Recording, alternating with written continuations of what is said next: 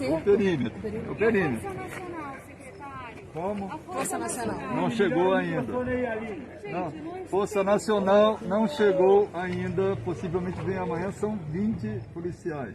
20 policiais. Nós tivemos ontem já o reforço do COT, da Polícia Federal, que já está também no CER.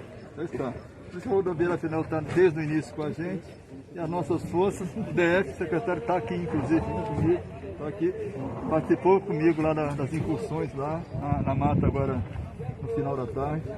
E nós estamos juntos. Secretário, esses policiais da Força Nacional, secretário, eles são os policiais treinados para esse tipo de incursão?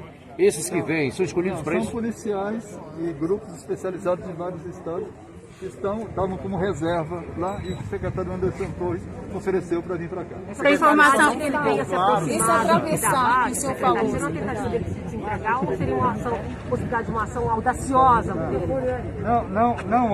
Não há nada de audacioso na conduta desse psicopata. Ele está fugindo.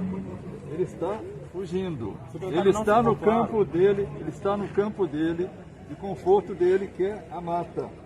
A mata. Só que a gente tem apertado o cerco e ele tem espirrado para onde ele pode.